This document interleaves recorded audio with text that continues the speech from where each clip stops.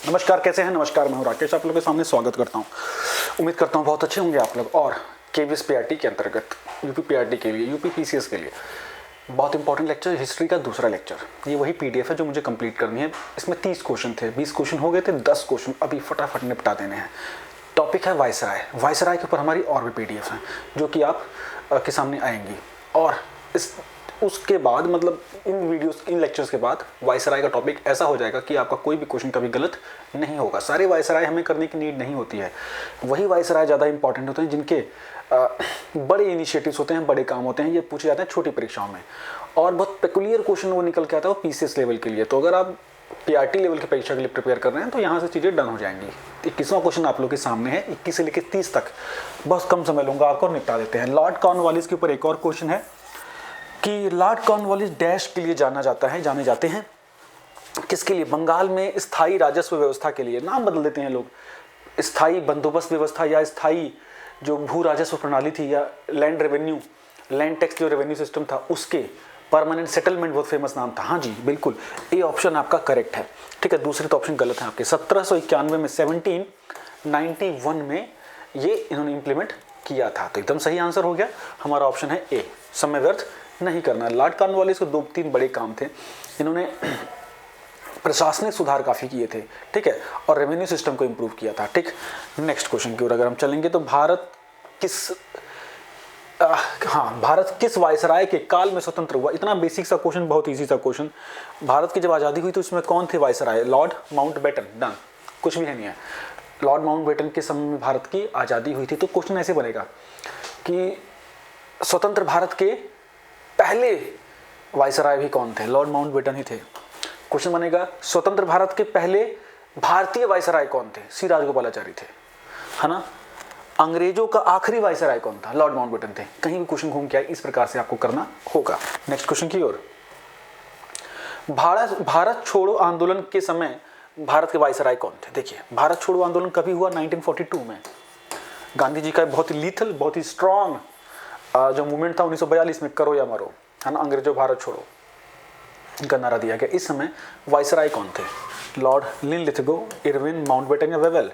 Irwin तो पता 31 में थे, ये 47 में थे, तो वेवेल और लिनलिथगो में से होगा। तो जी हाँ, Lord Linlithgow. Lord Linlithgow done है।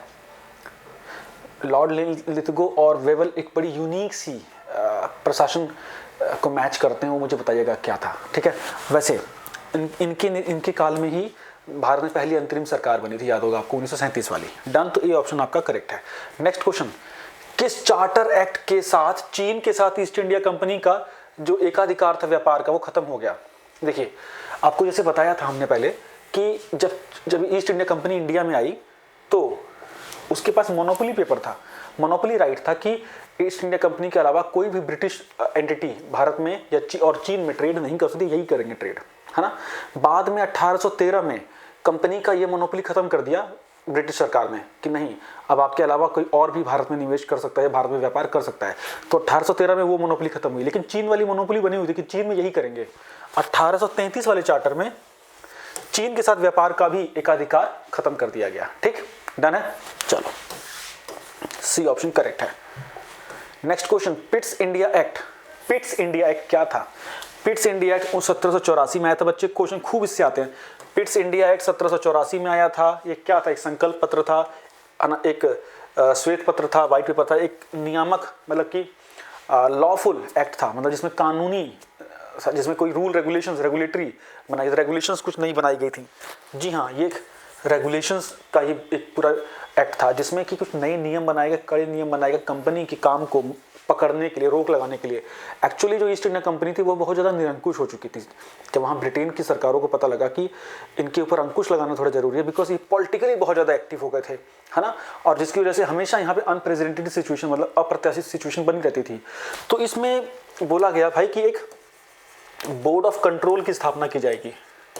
बोर्ड ऑफ कंट्रोल नाम की एक संस्था बनाई जाएगी। ये संस्था क्या करती है? देखिए, पहले जो ईस्ट इंडिया कंपनी था उसका स्ट्रक्चर कैसा था? उसका एक स्ट्रक्चर था कि एक संस्था, एक ऑर्गेनाइजेशन थी, बोर्ड ऑफ डायरेक्टर्स 25 सदस्यों की, जिसमें 24 सदस्य होते थे, एक डायरेक्टर होता था। ये ही ईस्ट इंडिया कंपनी को रूल करती थी और सारे रूल रेगुलेशन वहीं से चलते थे। इसी के पैरेलल में 6 सदस्यों की, 6 मेंबर्स की, बच्चे ध्यान रखना है, एक बीओसी बनाएगी जिसमें बोला गया कि अगर आप कोई व्यापारिक एक्टिविटी कर रहे हैं, ट्रेड कर रहे हैं तब तो ठीक है, लेकिन अगर आप कोई पॉलिटिकल स्टेप लेने जा रहे हैं, मतलब किसी से दोस्ती कर रहे हैं, किसी से युद्ध कर रहे हैं, तो आपको बीओसी की परमिशन लेनी बहुत जरूरी होगी। सिर्फ बीओडी से काम नहीं चलेगा। तो दो संस्थाएं, बीओडी और बीओसी। बीओडी मतलब बोर्ड ऑफ डायरेक्टर, ये पहले से थी। 1784 में बीओसी भी आ गया, बोर्ड ऑफ कंट्रोल, और ये डायरेक्ट रिपोर्ट करते थे किसको? क्वीन को, या मतलब क्राउन को, मतलब जो वहाँ के महाराजा, राजा या रानी थे। ठीक है, तो इससे क्या हो गया कि इनकी कंपनी की राजनीतिक शक्ति पर अंकुश लगाने की कोशिश की गई, इसीलिए एक रेगुलेटरी ये बिल था।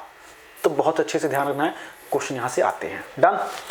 नेक्स्ट क्वेश्चन की ओर अगर आप चलेंगे तो बोलेगा क्या? लॉर्ड कर्जन के वायसराय होने के दौरान निम्न में से कौन कौन सी घटनाएं हुई हैं? देख लो, लॉर्ड कर्जन दुर्दांत वायसराय। ये क्वेश्चन यकीनन बहुत शानदार हैं, बहुत कम जगह आपको देखने को मिलेंगे और कम समय में आपको सिर्फ ज्ञान लेना है। ये पीडीएफ टेलीग्राम ग्रुप में मिलेंगे, पीडीएफ इसकी और इसकी प्रॉपर आंसर की दोनों आपको टेलीग्राम ग्रुप में मिलेंगे। और दूसरी बात, आपने अगर तक चैनल सब्सक्राइब नहीं किया, प्लीज़ डू सब्सक्राइब, है ना, it will help you a lot. बहुत ही लिमिटेड कंटेंट, बहुत ही क्वालिटी कंटेंट। साथ में टेलीग्राम ग्रुप जरूर ज्वाइन कर लीजिएगा, बिकॉज हम वहाँ पे कंटिन्यूसली क्वेश्चंस को प्रमोट डालते हैं, डिस्कशन करते हैं, जो भी क्वेरीज होती हैं इजीली हम वहाँ पे रिप्लाई कर पाते हैं। तो बिल्कुल उसके लिए रेडी रहिएगा। इसके साथ साथ केवीएस पीआरटी को लेकर अगर आपको कोई समस्या है तो मुझसे आप सीधे कॉन्टैक्ट कर सकते हैं। अब देखिए, लॉर्ड कर्जन के वायसराय होने के दौरान निम्न में से कौन सी घटना नहीं हुई थी? देखिए, लॉर्ड कर्जन का जो पीरियड था 1899 से 1905 के आसपास आपको देखने को मिलेगा। तो भारतीय राष्ट्रीय कांग्रेस की स्थापना हुई थी 1885 में बेटा, हाँ। तो ये था डफरिन के काल में, लॉर्ड डफरिन। तो यही नहीं हुआ। भारतीय राष्ट्रीय इंडियन नेशनल कांग्रेस की स्थापना 1885 में लॉर्ड डफरिन के पीरियड में हुआ, ये गलत है। बंगाल का विभाजन 1905 में हुआ, ये कर्जन के टाइम में हुआ। पुरातत्व विभाग की स्थापना, आर्कियोलॉजिकल डिपार्टमेंट इंडिया का 1904 का था, ये भी इसी काल में हुआ। द्वितीय दिल्ली दरबार, ये भी इसी काल में 1903 में। ठीक है, ठीक है, ये बहुत इंपॉर्टेंट है। ठीक है, अब देखिए नेक्स्ट क्वेश्चन, निम्नलिखित में से किसके द्वारा बंगाल का स्थायी मालगुजारी बंदोबस्त शुरू किया गया था? मतलब परमानेंट सेटलमेंट, वही बात, परमानेंट सेटलमेंट। आंसर सीधे कॉर्नवालिस। घबराना नहीं है, ये क्वेश्चन सारे पेपर में आए हुए हैं, सारे क्वेश्चन पेपर में आए हुए हैं ये, बिल्कुल से। तो आंसर क्या हो गया? Lord Cornwallis, Lord Cornwallis. Next question 28 question देखिए क्या बोल रहा है। भारत, स्वतंत्र भारत का पहला गवर्नर जनरल डिस्कस कर लिया, लॉर्ड माउंटबेटन। पहला भारतीय गवर्नर जनरल सी राजगोपालाचारी। रुकना नहीं है। पिट्स इंडिया एक्ट के तहत किसको स्थापित किया? Board of control, board of control, board of control. ठीक है, ए। ठीक, दूसरा लास्ट 1919 में 1919 का मॉन्टेग्यू चेम्सफोर्ड एक्ट आया था, उसमें जो द्वैध शासन को इंप्लीमेंट किया गया था ना, जो डायरेक्टरी थी, डुअल गवर्नेंस सिस्टम, इसको, ये किस व्यक्ति का, किस पर्सन का थॉट था ये? तो मॉन्टेग्यू और चेम्सफोर्ड। तो ये था मॉन्टेग्यू का। किसका था?